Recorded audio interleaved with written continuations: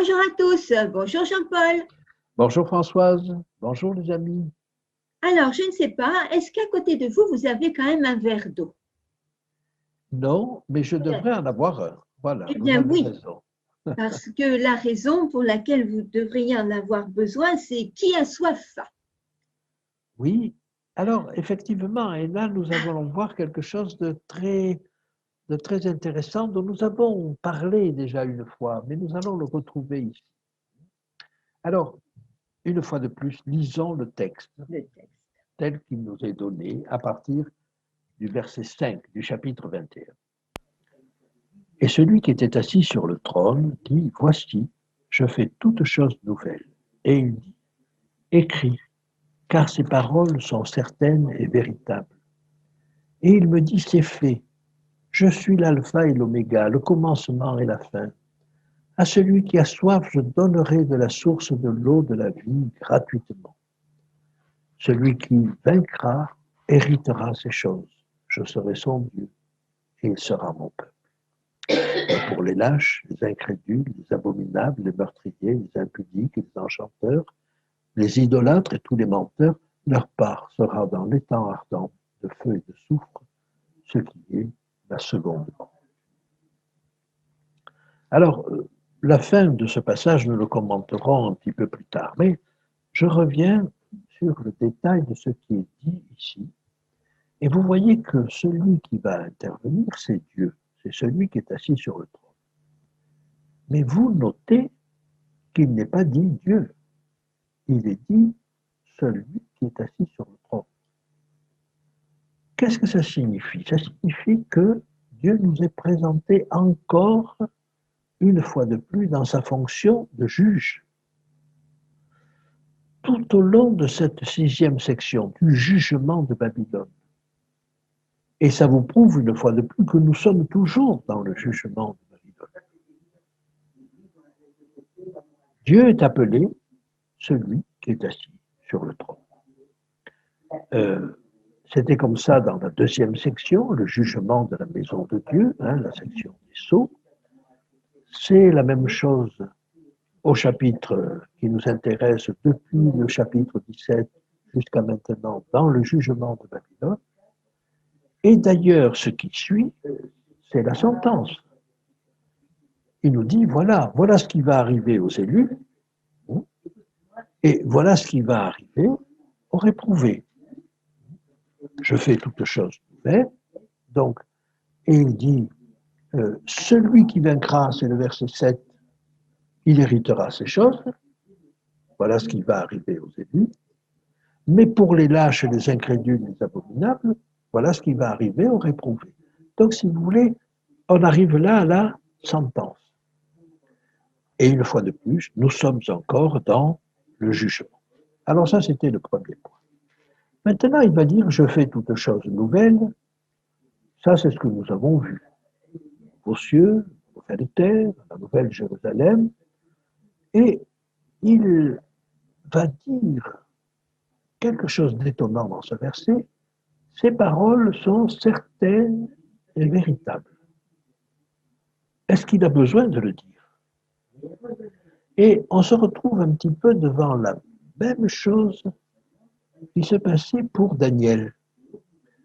Daniel, au chapitre 7, quand il reçoit sa première vision, interroge l'ange qui lui apporte la nouvelle, et qui est probablement Gabriel, et il lui dit mais qu'est-ce qu'il y a de vrai dans tout cela? Ce qu'il voit est tellement étonnant qu'il s'étonne. Et plus tard, aux visions suivantes, l'ange lui dira cette parole est vraie. Et là, c'est la même chose. Il dit ces paroles sont certaines et véritables. On a vu déjà cela ailleurs, mais on le retrouvera un petit peu plus tard. Par exemple, au chapitre 22 et au verset 6. Et il me dit, ces paroles sont certaines et véritables.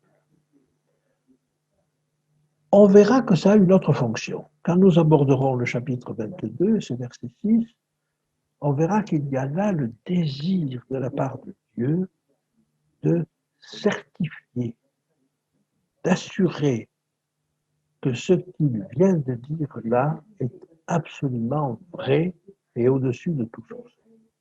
Mais pour l'instant, restons donc sur cette idée. Ces paroles sont certaines et véritables. Et il me dit, alors là je suis au verset 6, c'est fait. Je suis l'alpha et l'oméga, le commencement et la fin. Et donc il nous dit là, ça y est, maintenant on est au bout du processus. Vous voyez, sur l'éternité, à un moment donné, il y a eu une rupture. C'est la rupture du péché. Le péché a introduit une anomalie dans le monde. Et toute l'action de Dieu va consister pendant ces milliers d'années à réparer cette rupture, cette brèche. Et il va le faire à travers son peuple, tout en sachant qu'il y aura, pardonnez-moi l'expression, mais de la casse, il y aura des gens qui seront perdus. Mais son objectif pendant tous ces milliers d'années, c'est d'en sauver le maximum. Ça, c'est l'objectif de Dieu. Notez que l'objectif de Dieu n'est pas de rendre la justice. Et ça peut vous étonner. Mais l'objectif de Dieu, c'est de nous rendre justes et aptes au salut. Ça peut peut-être expliquer que Dieu a permis qu'il y ait des actes injustes qui se passent. Vous savez, les chrétiens qui ont brûlé sur des péchés, sur des bûchers, excusez-moi, les chrétiens qui ont brûlé sur des bûchers, les chrétiens qui sont morts dans le cirque, ce n'était pas juste. Simplement, ça a pu servir en son temps à la conversion d'autres chrétiens. L'objectif, c'est de sauver le plus grand nombre. L'objectif, c'est de nous rendre justes. Et donc, si on comprend l'objectif de Dieu comme cela, alors on va peut-être plus facilement accepter qu'il y ait eu des injustices. Rappelez-vous, quand les disciples disent à Jésus, mais est-ce qu'on, ou plutôt qu'ils font dire que Jésus fait dire à certains ouvriers agricoles, veux-tu que nous allions arracher l'ivraie? Il dit non. Ce serait juste d'aller arracher l'ivraie. Mais il dit non, ne le faites pas parce que vous arracheriez du bon grain. Vous feriez du mal à d'autres choses. Et l'objectif, c'est de sauver le plus grand nombre possible, le plus de grains possible. Donc, on est dans cette perspective-là. Et là, je suis obligé de vous donner quelque chose de plus d'important encore, mis à part cette vérité. Je suis l'alpha et l'oméga, c'est fait. On arrive au terme de cette parenthèse du péché. Le péché a commencé avec Adam et Ève. Et là, il va se terminer. Il va dire, c'est fait, c'est fini. Je suis l'alpha et l'oméga. Alors, l'alpha et l'oméga, c'est la première et la dernière lettre de l'alphabet grec. C'est-à-dire qu'il dit, en disant cela, je suis la parole. Jésus est la parole. Mais il est le premier et il est le dernier. Il a été là quand Adam et Ève ont péché. Et il sera là jusqu'au bout. Quand il dit je suis l'alpha et l'oméga, ce n'est pas simplement la première et la dernière lettre. Il n'est pas simplement là au début et à la fin. Il est là tout le temps. J'aimerais vous lire un verset qui est intéressant et qui se trouve dans l'Épître aux Hébreux, au tout début de l'Épître aux Hébreux. Et vous allez avoir confirmation de cette présence permanente de Dieu. Hébreux chapitre 1. Après avoir, autrefois, à plusieurs reprises et de plusieurs manières parlé à nos pères par les prophètes de Dieu dans ces derniers temps, nous a parlé par le Fils, qu'il a établi héritier de toutes choses. Donc le Fils, c'est Christ. Et par lequel il a aussi créé le monde. Et qui, étant le reflet de sa gloire et l'empreinte de sa personne, et soutenant toutes choses par sa parole puissante, a fait la purification des péchés et s'est assis à la droite de la majesté divine dans les lieux très hauts. C'est-à-dire que Jésus était à la création, il était l'alpha. Mais il dit, soutenant toutes choses par sa parole puissante.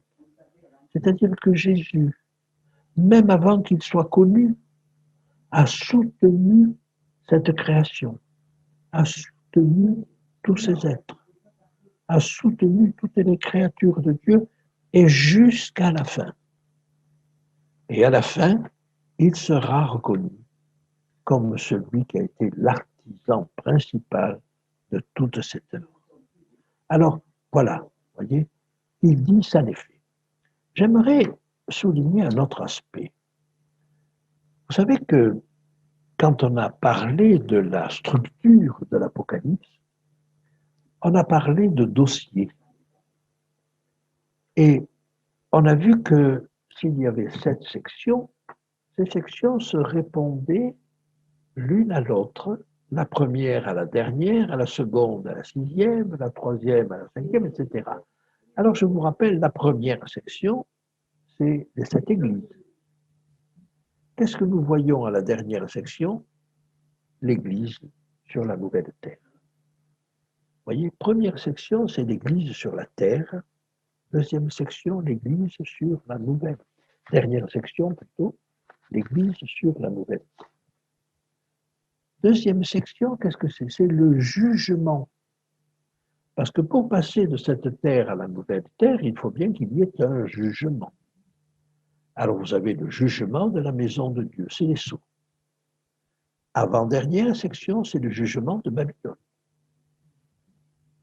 Voyez, et c'est d'ailleurs dans ces 2 sections que Dieu est appelé celui qui est assis sur le trône, tout le temps. Troisième section, les derniers événements, les trompettes. Alors vous savez, les dernières trompettes pour dire attention, ça urge là maintenant. Mais vous avez en face les coupes. Et les coupes pour dire c'est les derniers événements, mais c'est les derniers événements quand il est trop tard. Et au milieu, vous avez cette section de la femme et du dragon où on va nous expliquer ce qu'est cette lutte de l'Église face à l'ennemi, face à Satan. Et d'ailleurs, dans ce texte, il est bien dit celui qui vaincra. Et donc, chaque, si vous voulez, il y a des dossiers comme cela, le dossier de l'Église, puis le dossier du jugement, puis à l'intérieur du dossier du jugement, le dossier des derniers événements. Eh bien, on va retrouver cette expression « c'est fait » à la conclusion de chaque dossier. Et ça, c'est important à noter. J'aimerais vous le montrer. Quand vous arrivez à la fin des derniers événements, à la fin des coupes, à la 7e coupe, dans l'Apocalypse, vous allez trouver quelque chose de très intéressant. C'est au chapitre 16. Et c'est au verset 17. Le 7e versa sa coupe dans l'air. Et il sortit du temple, du trône, une voix forte qui disait « c'en est fait ». C'est fait. C'est un dossier qui se ferme. C'est les derniers événements. C'est la 7e coupe. Jésus va revenir. Voilà un dossier qui se boucle. Mais une fois qu'on a dit ça, le jugement n'est pas fini. Il nous faut finir le jugement. Le jugement de la maison de Dieu, pour que la maison de Dieu se rende compte de ce que Dieu a fait, mais le jugement des réprouvés. Et donc, c'est cela que nous sommes. Nous sommes à la fin de ce jugement. Et à la fin de ce jugement, Dieu va dire, c'est fait. Voilà un dossier bouclé. Et puis, il y a le dossier de l'Église à la fin, sur la nouvelle terre. Mais là, il ne va pas dire c'est fait, parce que c'est pour l'éternité. Il est avec l'Église pour l'éternité. Mais voyez comment l'Apocalypse est organisé, et avec des dossiers qui se bouclent. Le dossier des derniers événements, c'est fait. Mais le jugement n'est pas fait. Alors on va jusqu'au bout du jugement. Et le bout du jugement, il va au bout des 1000 ans. Et là, on dit, c'est fait. Et Jésus va dire, je suis l'alpha et l'oméga, mais il va dire, je suis le commencement et la fin. Et alors le verset 6 se termine par cette chose merveilleuse. À celui qui a soif, je donnerai de la source de l'eau de la vie gratuitement. On pourrait se dire, il va le donner aux justes. Non. Il va le donner aux plus forts, à ceux qui ont fait le plus de belles actions. Non. Il va le donner à ceux qui ont soif. Étonnant, ça. Étonnant. Vous voyez, nous sommes tous appelés à vivre dans un monde où nous voyons l'injustice, où nous voyons la douleur, où nous voyons la peine. Et nous n'aimons pas ce monde-là. On est insatisfait de ce monde-là. Eh bien, Dieu est en train de dire à tous ceux qui sont insatisfaits, comme Pierre, qui disait, nous attendons selon sa promesse de nouveaux cieux et une nouvelle terre, où la justice habitera. On a soif. On a soif d'un lieu où il y ait la justice. On a soif d'un lieu où il n'y ait pas de souffrance. On a soif d'un lieu où on puisse entreprendre, apprendre, quantité de choses, sans être freiné par d'autres choses. Et c'est à ceux-là, à ceux qui ont soif d'autres choses, que Dieu va dire, voilà, je donnerai de la source de l'eau de la vie gratuite. Ça me paraît tellement important. Et vous voyez, on n'oppose pas, et si je peux me permettre de déborder un petit peu, c'est la caractéristique de l'Église. On va le voir, la caractéristique des réprouvés, c'est le mensonge. La caractéristique de Satan, c'est le mensonge. Il est le prince du mensonge. On pourrait croire que l'opposé, c'est la vérité. Oui, c'est la vérité. Mais qui peut dire qu'il a la vérité? Qui peut dire qu'il ne dit que la vérité? Par contre, on peut regarder à ceux qui aspirent à la justice, à ceux qui aspirent à la vérité. Voyez, les élus ne prétendent pas être meilleurs que les autres. Ils ont une soif d'autre chose. Et face à ce monde, on peut se dire, est-ce que je suis de ceux qui s'en contentent et qui vont s'en arranger, qui vont faire avec et qui vont essayer de tirer leur épingle du jeu? Ou est-ce que je suis de ceux qui gémissent, qui soupirent? Et laissez-moi vous citer un dernier texte pour vous dire que ce sont ceux-là qui seront marqués du sceau de Dieu, marqués du nom de Dieu, parce que Dieu soupire après un monde de justice comme celui-là. Ça se trouve dans Ézéchiel, au chapitre 9. Puis, il cria d'une voix forte à mes oreilles, approchez, vous qui devez châtier la ville, chacun son instrument de destruction à la main. Et voici 6 hommes arrivèrent par le chemin de la porte supérieure du côté du septentrion, chacun son instrument de destruction à la main. Et il y avait au milieu d'eux un homme vêtu de lin, portant une écritoire à la ceinture, et ils vinrent se placer près de l'autel des reins. On le connaît, ce personnage vêtu de lin, c'est Jésus. La gloire de Dieu s'éleva de dessus le chérubin. Et j'avance un petit peu dans le texte, et il dit, passe au milieu de la ville. L'Éternel lui dit, passe au milieu de la ville, au milieu de Jérusalem, et fais une marque sur le front des hommes qui soupirent et qui gémissent à cause de toutes les abominations qui s'y commettent. Voyez, des gens qui soupirent et qui gémissent. Et voyez la différence que le texte établit. Ce n'est pas la différence entre les champions du mensonge et les champions de la vérité.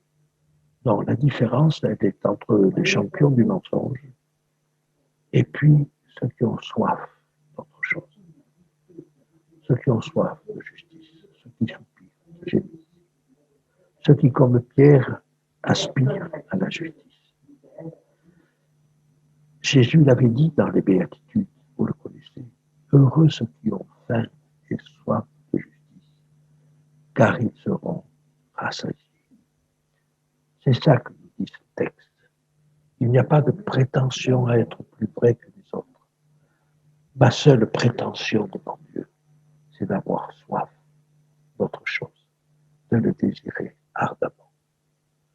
Et c'est pour ça que je souhaite arriver à ce moment-là où tous ceux qui ont soif seront, j'allais dire, rassasiés, c'est pour la fin. Tous ceux qui ont faim seront rassasiés.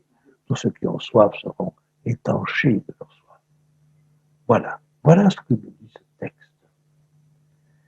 Et je trouve que c'est rassurant. Tout à fait, tout à fait. Avoir soif de cette justice. En tout cas, on a soif aussi de connaître la suite, Jean-Paul. Donc, à très bientôt. À très bientôt. Au revoir Françoise. Au revoir Jean-Paul. Au revoir, amis.